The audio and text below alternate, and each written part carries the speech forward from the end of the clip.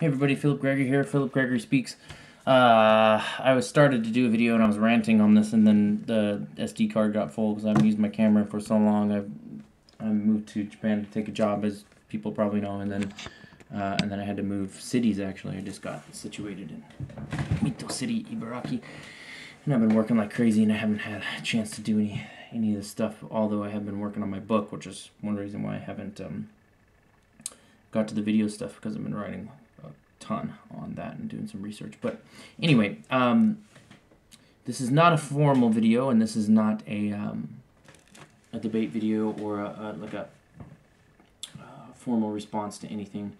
Like most of my videos are not formal, but some are, and some are like analyzing arguments of other people and doing specific arguments, or like cosmological argument and stuff like that, and giving overviews of that kind of stuff.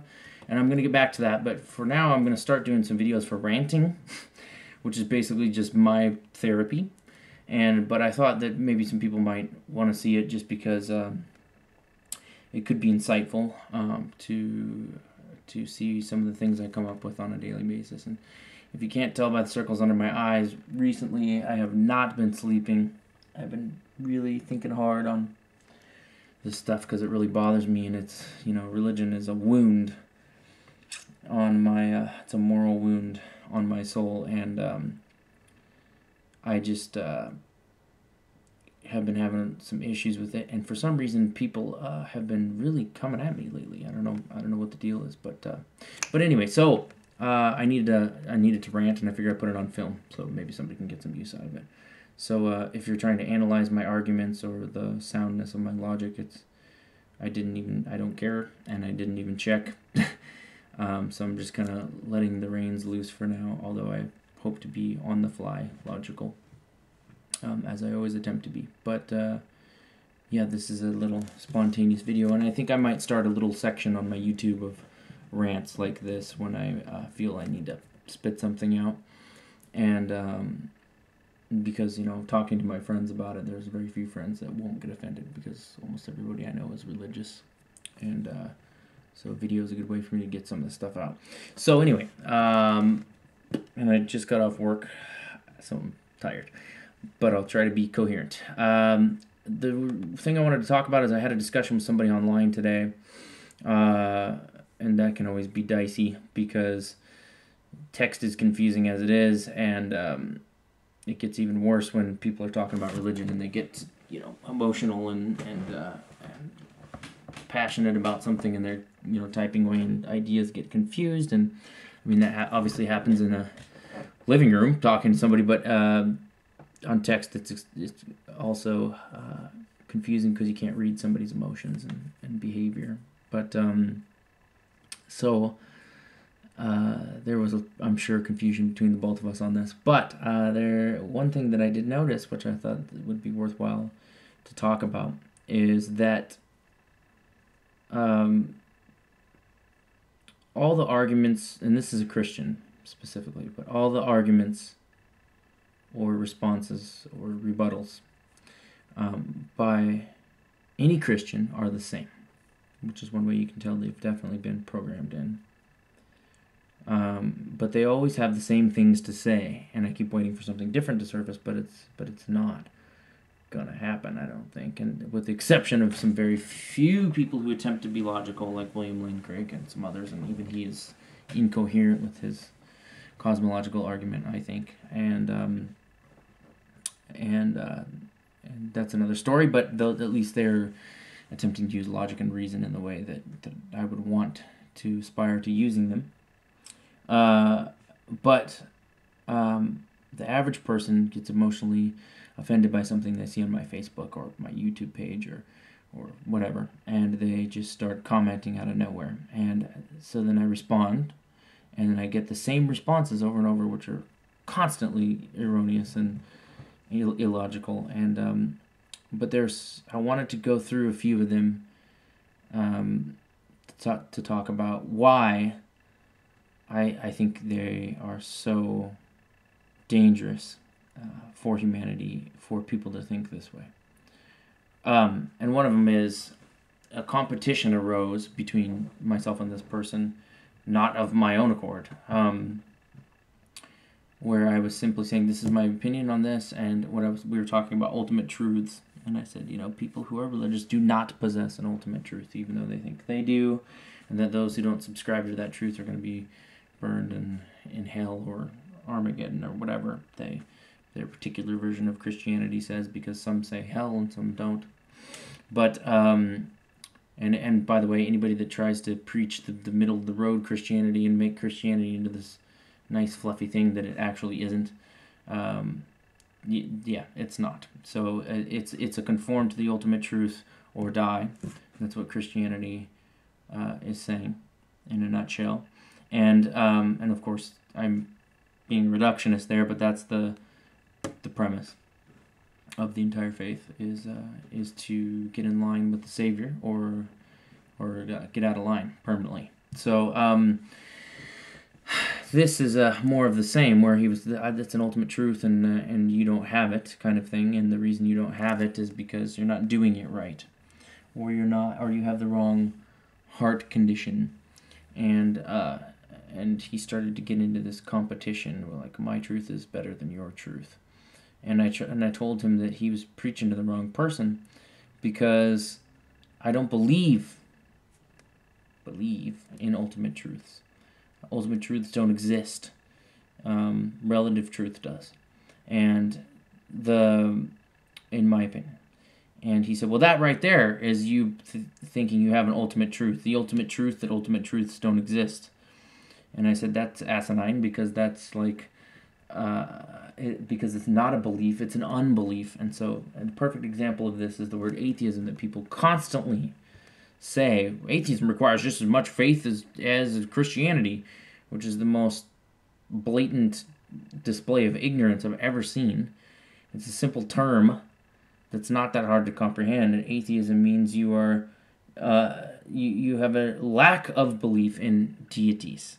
And so it's not that you believe there is no God, it's that you don't believe the claims of any of the claims out there for the deities that are out there on the table.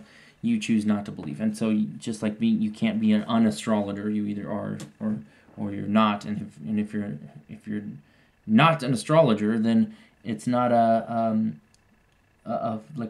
belief system anti-astrology. It's just not astrology. And so and same thing with atheism. It's not a belief system. It's the absence of a belief system, a particular belief system. And that's why I don't understand where he's trying to come up with this competition. And so I told him, it's to make it simple for you. As an illustration, if you tell me what is the good and what is the bad of Santa Claus, it's neither good nor bad, because Santa Claus doesn't exist.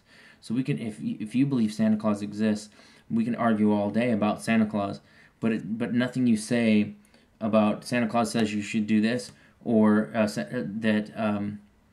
that your unbelief in Santa Claus is a belief. You can go on all day in circles like that if you want to, but when it comes down to it, it's just me simply not believing Santa Claus exists, and so there is no truth value, good or bad, to Santa Claus. And that's what I was telling him. There is no discussion about these ultimate truths, in my opinion, because we're on completely different wavelengths here. I don't believe in the existence of an ultimate truth, and you believe you have an ultimate truth.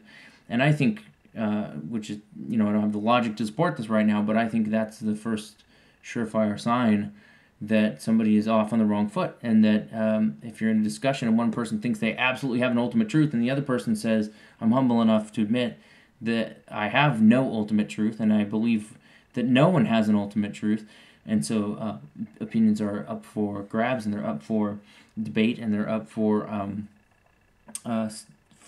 inquiry, and testing those supposed truths or personal truths or revelations against the benchmark of society and civilization, then and empiricism and rationalism and skepticism and so on and so forth.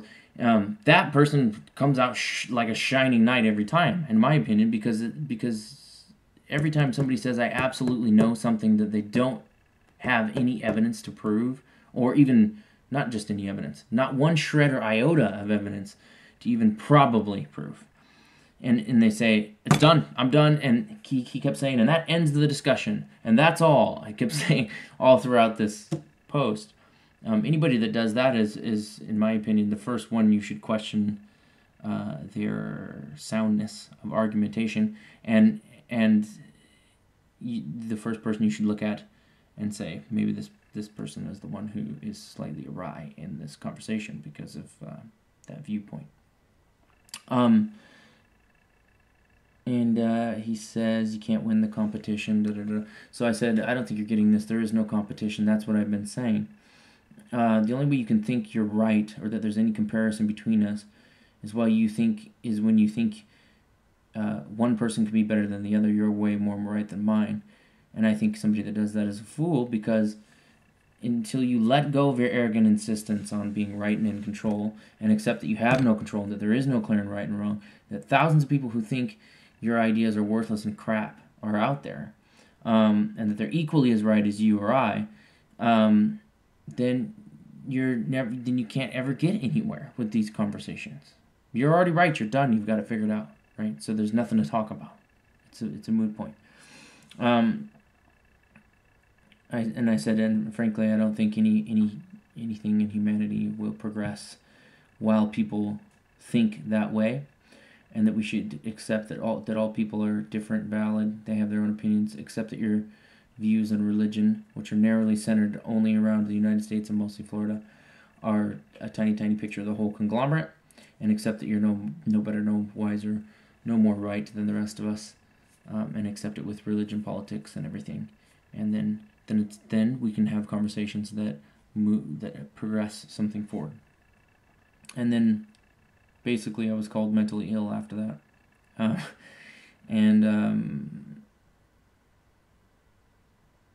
Okay, so, and then I want to skip ahead here.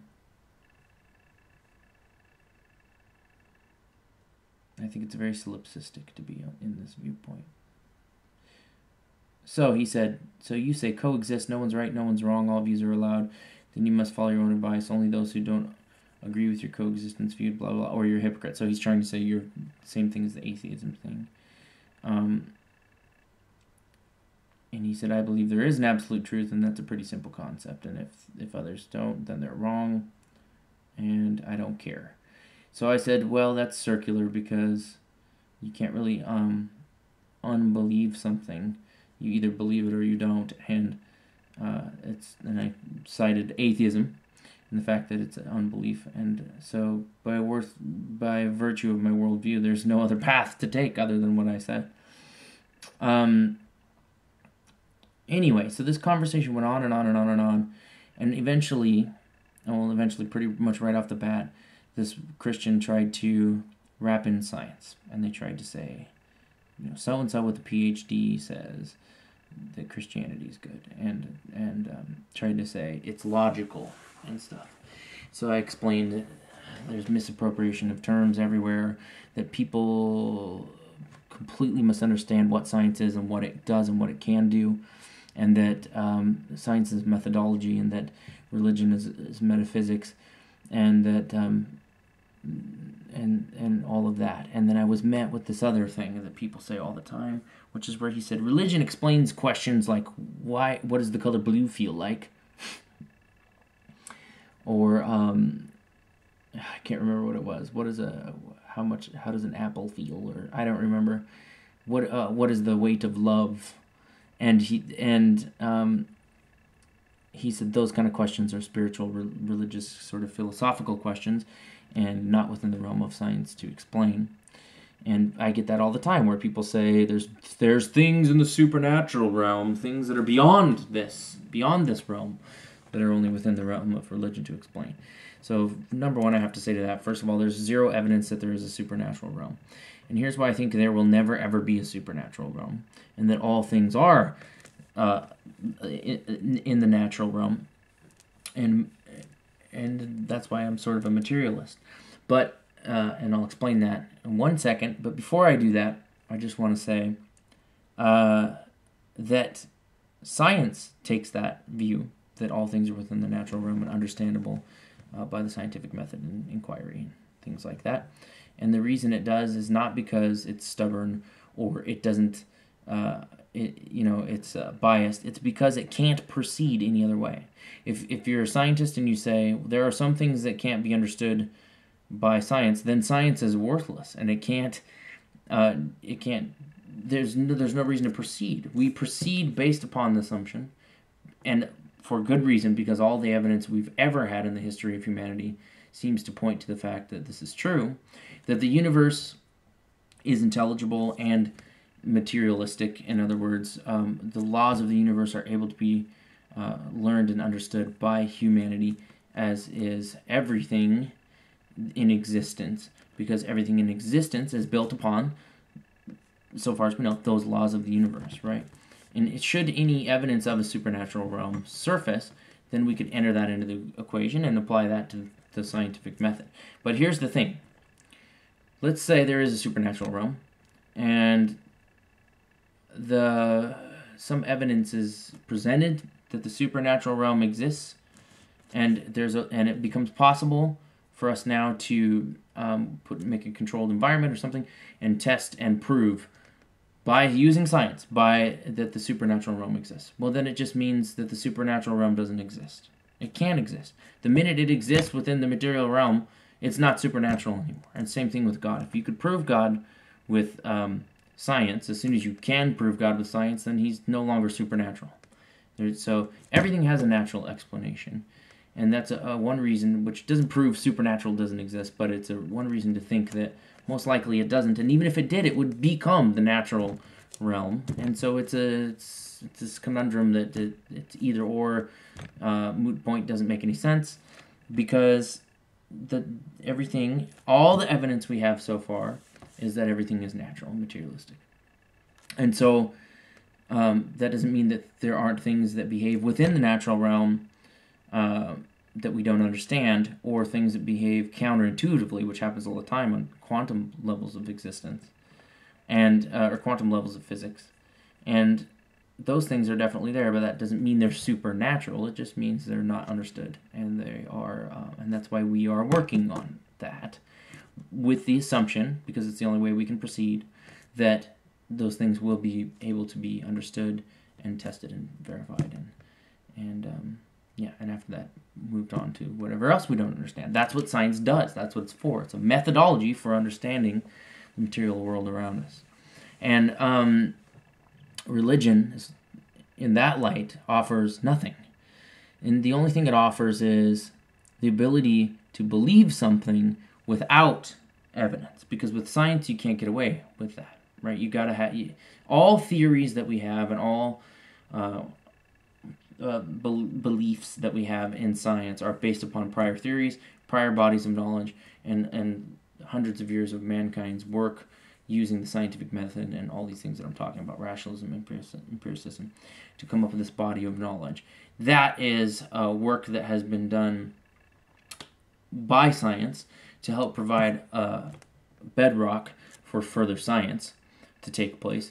And so we do not have a theory anywhere that's based purely upon faith or subjective revelation or a feeling or a gut reaction. We don't have anything anywhere that's based upon that at all. There are areas where we don't have 100% evidence to prove something 100% true, but no one said we were trying to do that. The point is, how does the methodology proceed? And science proceeds based upon the evidences, whether something is probably true or not true. Faith, religion, proceeds based upon faith. It starts first with faith, and then evidences if you can get some. And science starts first with evidences and logical empiricism, rationality, all that stuff, and then faith.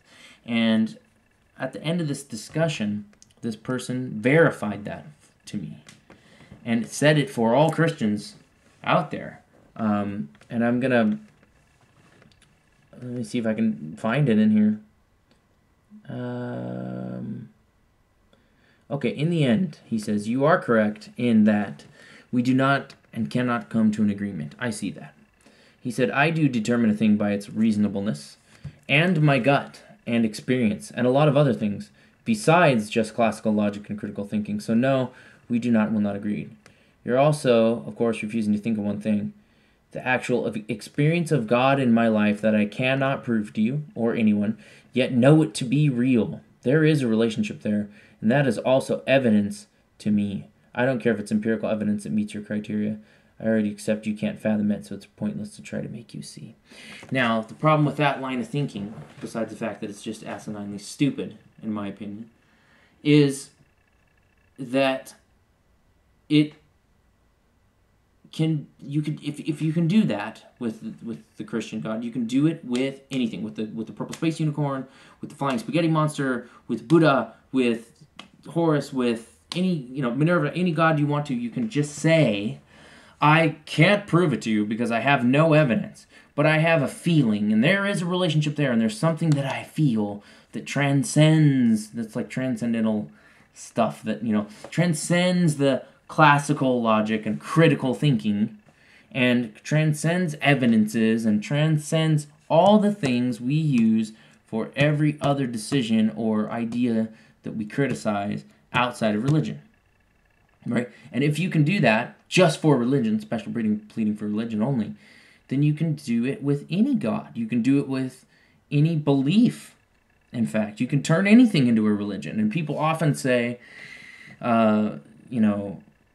Stalin and Marx were atheists, and so look what happened with their regimes, And I turn around and I say to them, the problem is not with Marx and Marxism.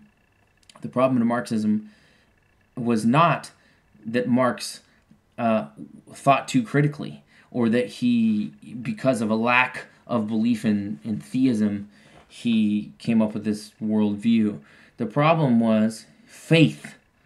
That he created a religion out of himself, and he played upon people's faith in him, in Marxism, to propagate that forward. And same thing with Hitler, and he was Catholic, by the way, but it doesn't matter whether he's Catholic or not. He's using faith-based thinking, whether he's subscribing to a particular faith or not, to get people to believe things without sufficient evidences to prove, or at least probably prove whether it's true or not true, and getting them to do these things based upon gut feelings, reactions, emotions, common sense, and reasonableness, those things, not whether or not it's actually true.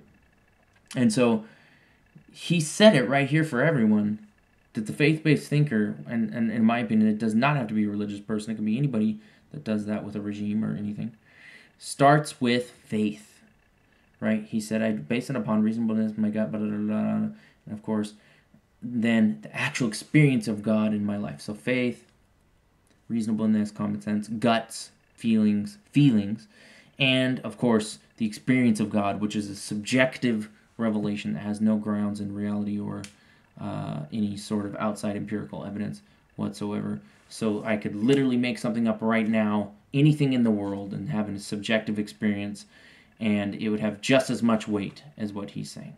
So why should we believe in any of these things? Why should anybody believe in these things? And this is what it comes down to. He says, I don't believe it in this argument. He says, I don't believe it because something's wrong with me. He says, I don't believe it because I have the wrong heart condition, which, by the way, comes directly out of the Bible. That incredible, arrogant thinking comes directly out of the Bible itself, where it says God is drawing those with the right heart condition to him, and the people who don't come don't have the right heart condition. And so that's saying that you don't get it not because you have looked at the evidences and come to a different conclusion, or not because there isn't enough evidence available, but because something's wrong with you, right? And this is the attitude of the people that wrote the New Testament and the attitude of all the followers of Christianity. And it's simply ridiculous. Because and I saw YouTube, there's another person maybe I should link to it after I get this uploaded, but there's another person who's an atheist who made a comment on a YouTube video recently that I really liked, which goes right along with what I've always said, which is that I'm a product of my own experiences. The person I am today, the way I think today, the way I behave today, is nothing but cause and effect from the moment I was born, the things I've experienced and things I've done. And all those things intermingling with my DNA and hormones and other things that were out of my control. All those things add up to who I am, including my take on religion and atheism and my worldviews. Those are a product of causes and effects that came into being without my doing and completely out of my control. And so those things made me who I am today. And in my experience and in my studies and searching, I've come to a different conclusion than this person. And so he says, you better watch out because you got the wrong one, and when you get to God, he's going to judge you. And to that I say, well, that's just more proof that he can't be God. Because if I get to heaven and God judges me and punishes me for not having enough evidence, which, by the way, is his fault, not mine, that there isn't enough evidence out there, and it judges me for coming to a conclusion when he fully knows exactly why I came to that conclusion and exactly everything that happened and all the events that took place and everything that led me to believe what I believe. And he knows that in this moment there is not any other possibility for me to believe anything other than I believe now. And yet judges me for that and sends me to a fiery torment for all eternity when he could have cleared it up at any given moment. Right? He could have cleared it up. And the Bible is not clear. I'm sorry. If it was clear, I wouldn't be here. Okay? So he could clear it up unanimously. Right? To all people at all times and in all places. And doesn't. Then how can that God possibly judge me and be considered an omnibenevolent creature? And torture me for the rest of my existence because of something that was beyond my control and something that was well within his. So, and that's what I tried to say. But the response was that that you can't prove these things with logic and that you'll never understand those things. And so I responded with logic is part of the universe. It's mathematics. And you can no more deny that than denying that gravity exists or that the sun is a ball of burning gas, and it just depends on how you want to use logic. Some people use it really erroneously, some people are okay with it, and some people are great at it, and I'm not the best. There's people that are, logicians out there that already have their PhD. I'm working on a PhD, but there's people who've had it for 10 years and that are running around arguing all across the U.S. that I'm sure could, in a situation where I'm prepared or not prepared, destroy me logically, and I'm totally humble enough to admit that. But the point is that he's not using logic at all. He's using faith, and I really get irritated when people try to intermingle logic and science with religion. Religion is not science; it's faith-based, and it has no grounds in empirical evidences. And all religions equally have the same amount of evidences, and all religions equally are holding an empty sack and still have, in the words of Christopher Hitchens, all their work ahead of them. So I said it's two different worldviews. I use logic, reason, rationality, empiricism, and you take faith, emotion, common sense, gut reactions, reasonableness, and subjective experience as your evidences for a God. So, I said that type of thinking, though, in my opinion, using faith, is exactly the type of thinking that should be highly questioned. We should never use our gut, our subjective experiences to determine the validity of a claim. An example, God exists. That's nonsense. That's exactly what we used to do, all humanity, and that's why we had such a wide range of craziness floating around the earth that was so hard to sort out. What did sort all of that out and push back all those ideas like bloodletting and ritual sacrifice and all of those things, subjection of women, slavery. What did sort that out was rational thinking, a scientific method, and the type of reasoning that I'm thinking about. Human subjective revelation is the most unreliable and time and again proven erroneous type of thinking that has been. And there is no experience of God that you or anyone else has any real evidence of, and nothing outside of your subjective experience. Not evidence to prove it to me, but even to prove it to you, to the person who has it. You simply cannot prove, even to yourself, that feelings or emotions, or that the feelings or emotions you had or the events you experienced have anything at all to do with a supernatural God.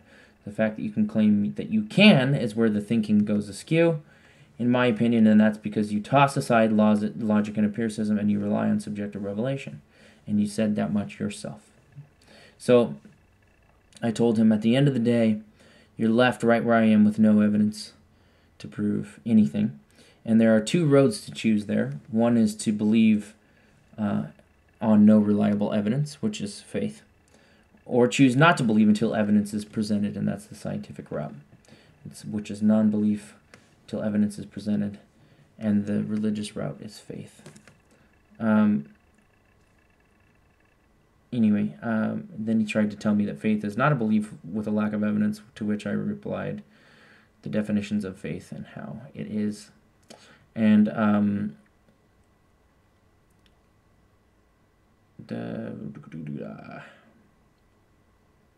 he said my problem is pride, and I think that's exactly the opposite, and I think it's pretty hilarious, actually. The religious are always the first to claim that the scientific person or the person that thinks non-religiously is arrogant and prideful, but in reality it takes an astronomical universe full of pride to say you know all workings of the universe and metaphysics, and not only God, but which God and exactly what he prescribes for you, and that you're 100%, not 90%, 100% right, and then all the other people are wrong and will be judged because of their wrongness. And that takes an incredible amount of arrogance. Whereas saying, I don't know the answer to these questions, but we'll roll up our sleeves and we'll work on it, takes a lot, actually, of humility and objective methods of proceeding through logic and inquiry. Whereas if you're religious and you're totally confident and you're arrogant, you can just stick with subjectivity and you're fine. And so that's and this will be the last thing I'll talk about because I'm getting into a long video rant. So one of the last things he said was, you assume much, the problem is pride. The Lord, if he exists, needs not to submit to your questions or arguments. He is the Lord. If you really got what that means, you would be on your knees, even if you didn't understand it all. An example, a Christian. I promise you there will be no arguing on that day. You are a lesser, far lesser being, and that is the end of the story. So, my response to that was, of course, that it's the most ridiculous thing I've ever heard. And I said, let me rephrase what you just said. The purple space unicorn, if he exists, doesn't need to submit to your questions or arguments. He is the purple space unicorn. If you really got what that means, you would be on your knees, even if you don't understand it all. An example, even if there is no evidence for a purple space unicorn. An example, a Christian. I promise you there will be no arguing on that day. Amazing that you should know, I put in brackets, amazing that you should know what will happen in the future, because I wasn't aware you had more insight or evidence than I did, or that you were psychic. But it's amazing. The day when the purple space unicorn judges, there will be no escape, because you are a far, far lesser being. And that's the end of the story. And so I said, do you see how absolutely ridiculous that belief is when you say purple space unicorn, or Zeus, or anything else? How completely based in zero evidence that is. How anyone can invent a religion founded on exactly the same thinking with just the same amount of evidence, and it sounds like crazy talk. You are not using any reasoning. Everything you said is blatant slave mentality, because you've been taught to bend the knee to an invisible deity that has not one iota of evidence to support a belief in it, exactly like the people in Greece who believed in Zeus, and for some insane reason you think you're different, or that your egocentric view is somehow more right than theirs or mine. That's where the arrogance of religion astounds me. Yeah. And then I talked about how much does love weigh is a silly question. It's a misappropriation and oftentimes used as a red herring, because love is caused by physical properties of the measurable universe. One day it will be possible that we will have an exact formula for what love is, why it is produced, and how. But it is a silly distraction anyway from the topic at hand, which is that the religious are holding no cards, no logic. It's simply justification of placing faith in something because of subjective experiences and feelings, and that's all. So I said, start loving your neighbor and stop loving the purple unicorn. So anyway, there's a lot more to this and more topics brought up, but I got to 34 minutes already and I haven't even got halfway through it, so I'm going to go ahead and stop now. But I just want to say that this kind of stuff not only frustrates me and angers me, but that and saddens me, because another person today told me that their epilepsy was cured by faith, and there's of course no evidence for that whatsoever, and it's just ridiculous to me that people are led astray in that way to where they'll actually believe they've been cured and physical things will happen to their body because they think God is helping them, and in reality it's their mind. And so people get so wrapped up in these ridiculous ideas that are needless because it could have been done without it. And so that's where I'll restate what Christopher Hitchens says all the time, and I've kind of taken this up. This is on my mantle now of phrases that I will never forget and I will always use in debates. And I'm sorry, and I don't mean to sound like I'm a Christopher Hitchens fan only for him. Of course, I look at other people, but this is pertinent. Which is where he said, "Name me one thing that a religious person can do because of their faith, like a moral action, a moral good, because of having their faith, they can do that that somebody who has a lack of belief in God or has no faith is incapable of doing." And of course the answer is there's nothing. Any people who don't have faith can do anything that somebody who has faith can do. And then the second part is, now name something that isn't made gravely worse, an immoral act that isn't made gravely worse by religion. And of course the answer to that is any immoral act is made gravely worse by adding religion to the mix. And so that's where I'll leave it, which is that there is no evidence that nobody is more right than I am or anyone else, and that all faiths are in the same boat of a lack of evidence, and that's all fine and dandy. And we could, if religion offered something that we couldn't get on our own without it, then maybe we consider keeping it around. But it doesn't. It offers nothing. It doesn't produce anything that we couldn't produce in some other way, and in oftentimes much better and healthier ways that we can produce those morals and those teachings and those societal strictures and rules. So that's all for now. That's my rant, and when I get frustrated enough to not be able to contain whatever the next thing is, I'll put another video up. So thanks for listening. This is Philip Gregory.